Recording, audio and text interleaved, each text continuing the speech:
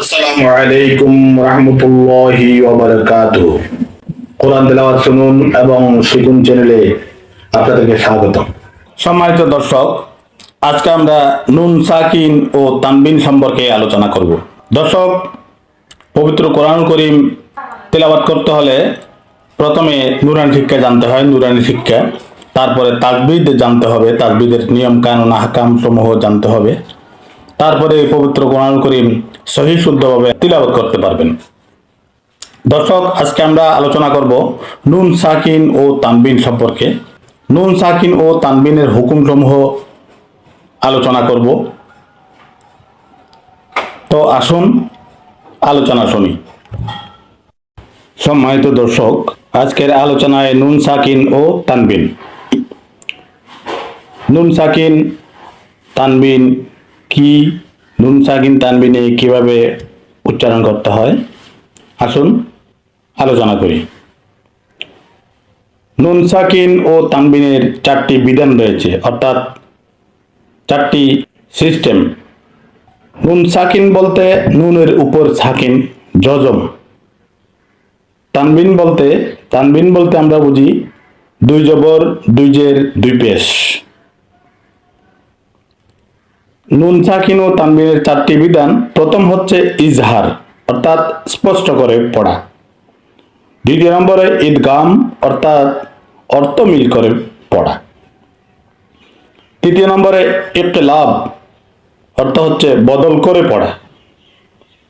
চতুর্থ নম্বরে ইখফা, অর্থ হচ্ছে গোপন করে পড়া। তো আমরা প্রথমে ইজহার সম্পর্কে আলোচনা করি। নুন সাকিন ও তানবিনের পর ৬টি হরফে হলকি বা কণ্ঠবর্ণের যে কোনো একটি বর্ণ থাকলে নুন সাকিন ও তানবিনকে গুন্না ও ইখফা ছাড়াই নিজ মখরাজ থেকে স্পষ্ট করে পড়াকে ইজহার বলে। হরফে হলকি বা কণ্ঠবর্ণ হচ্ছে ৬টি: হামজা, হা, হা, খ, আইন, গইন। অর্থাৎ হামজা, হা, আইন, হা, গইন, হা এভাবে আমরা পড়তে পারি। এখানে সিরিয়াল ভাবে হামজা, হা, হা, খ, আইন, গইন এভাবে উল্লেখ আছে সিরিয়াল ভাবে। তো আসুন আমরা প্রথমে নুন সাকিনের অবস্থা আলোচনা করি। প্রথমে হচ্ছে নুন, নুনের পরে হামজা, নুন সাকিনের পরে হামজা। প্রথমে আমরা নুন সাকিনের আলোচনা করি, পরবর্তীতে আমরা তানবিনের আলোচনা করব। এখানে প্রথমে আছে নুন সাকিন। নুন সাকিনের পরে হামজা হলে কিভাবে হয় দেখি। মিম নুন জবর মান, আমজা নুন জবর আন, বা আলিফ জবর বা, কাফ জবর কা। মান আমবাকা, মান আমবাকা। নুন সাকিনের পরে হামজা হলে এভাবে উচ্চারণ করতে হবে, মান। মিম নুন জবর মান, আমবাকা, অর্থাৎ স্পষ্ট করে এজাহার করে পড়তে হবে। দ্বিতীয় নম্বরে আসি নুন সাকিনের পরে হা। নুন সাকিনের পরে হা থাকলে নুন সাকিনকে এজাহার করে পড়তে হবে। যেমন আমজা নুন জের ইন, হা পেশ হু, ওয়া জবর ওয়া, ইন হুয়া।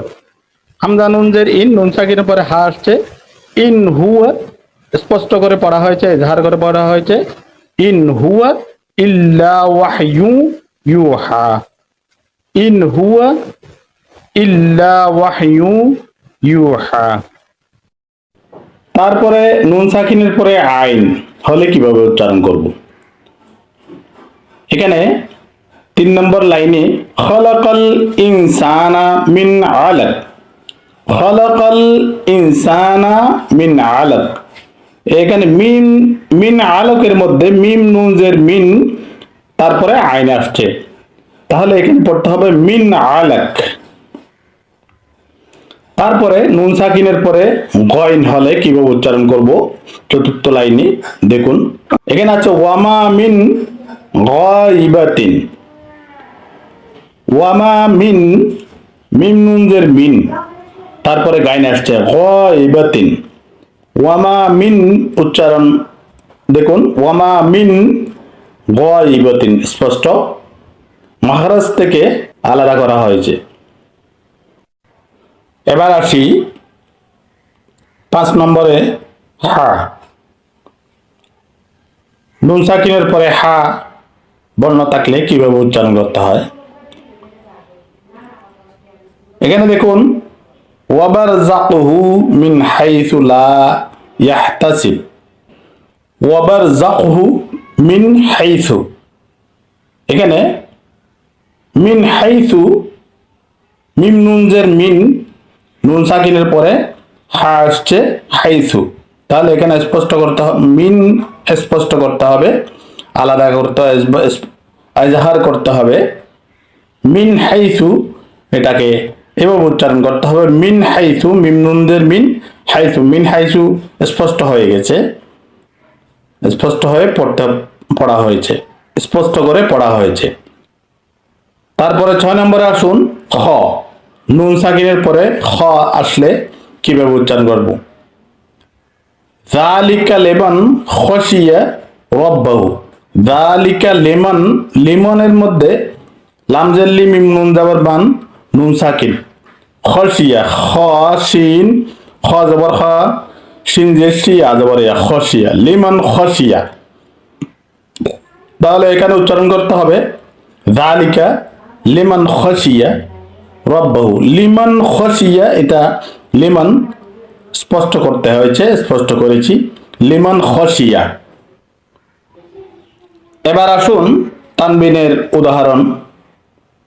তানবিন অর্থাৎ দুই জবর দুই জের দুই পেশ, দুই জবর দুই জের দুই পেশ তানবিন। তানবিনের পরে ওই 6টি হরফ অর্থাৎ হামজা, হা, আইন, হ, গইন, খ, এই 6টি হরফ আসলে কিভাবে উচ্চারণ করতে হয়, কিভাবে ইজহার করতে হয়, আসুন আলোচনা করি। প্রথমে আসুন হামজা। তানবিনের পরে হামজা। ওয়া আরসালা আলাইহিম তায়রান আবাবিল। এখানে ওয়ারসালা আলাইহিমের পরে তায়রান আবাবিল, তয় যাব তয়, র আলিফ দুই জবর রন, তায়রান, র আলিফ দুই জবরটাই হচ্ছে তানবিন। তানবিনের পরে আসছে হামজা, হামজা জবর আ, বা আলিফ জবর বা, বায়াজের বি, লামজের লি, বা বিলি। এখানে তয়রানের পরে তয়রান, তানবিনের পরে হামজা আসছে, তয়রন স্পষ্ট করে পড়তে হবে, তয়রন আবাবিল, তয়রন আবাবিল। নুন সাকিন তানবিনের পরে হামজা আসলে ইজহার হবে তয়রন আবাবিল। দ্বিতীয় নম্বরে আসুন তানবিনের পরে হা আসলে কিভাবে উচ্চারণ হবে। এখানে দেখুন ওয়ালিকুল্লি কওমিন হাদ, ওয়ালিকুল্লি কওমিন হাদ। এখানে কওমিন, কাফ ওয়া জবর কও, মিম দুই জের মিন, এটা তানবিন। তারপরে হা আসছে কওমিন হাদ, স্পষ্ট করতে হয়েছে, এজাহার হয়েছে, ওয়ালিকুল্লি কওমিন হাদ। তারপরে আসুন তানবিনের পরে আইন আসলে কিভাবে উচ্চারণ হবে। দেখুন সুম্মা লাতুসআলুন্না ইয়াউমা ইযিন আনিন নাঈম। এখানে ইয়াউমা ইযিন, ইয়া ওয়া জবর ইয়াউ, মিম জবর মা, হামজা জের ই, জাল দুই জের জিন, জাল দুই জের জিন হচ্ছে তানবিন।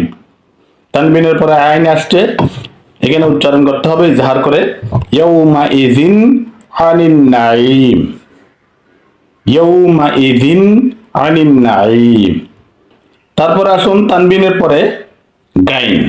গাইন আসলে কিভাবে উচ্চারণ করতে হবে। 4 নম্বর লাইনে দেখুন মিম আলিফ জবর মা আন গাদাকা, মিম আলিফ জবর মা, আমজা দুই জবর আন, মা আন, আমজা দুই জবর আন, এটা তানবিন। তানবিনের পরে গাইন আসছে, এখানে ইজহার করতে হবে মা আন গাদাকা, মা আন গাদাকা। তারপরে আসুন 5 নম্বর লাইনে হা। হা এর পরে তানবিনের পরে হা থাকলে কিভাবে উচ্চারণ করতে হবে দেখুন, আকরিদুল্লাহ করজন হাসানা, করজন হাসানা, করজন, কফ রা জবর কর, দোয়া তালিফ দুই জবর দন, করজন। এখানে দোয়া তালিফের উপর তানবিন আছে, এটা হচ্ছে এরপরে হা আছে, তাহলে দোয়া তালিফের পরে তানবিনের পরে হা আসলে এজহার করে পড়তে হবে করজন হাসানা, করজন হাসানা, আকরিদুল্লাহ করজন হাসানা। তারপরে আসুন তানবিনের পরে খ, তানবিনের পরে খ আসলে কিভাবে উচ্চারণ করতে হবে একদম শেষের লাইনে দেখুন, কাযিবাতিন খাতিআ, কাযিবাতিন খাতিআ, কাযিবাতিন, তিন এখানে তানবিন, তিন তা দুই যে তিন এটা তানবিন, তারপরে খ আসছে খাতিআ, কাযিবাতিন খাতিআ, এখানে স্পষ্ট ইজহার করতে হবে কাযিবাতিন খাতিআ। আজকের আলোচনা এখানেই শেষ। সম্মানিত দর্শক, আমরা পরবর্তীতে ঈদগাম, ইখলাব ও ইখফা সম্পর্কে পরবর্তী ভিডিওতে আলোচনা নিয়ে আসবো। আসসালামু আলাইকুম ওয়া রাহমাতুল্লাহি ওয়া বারাকাতুহু।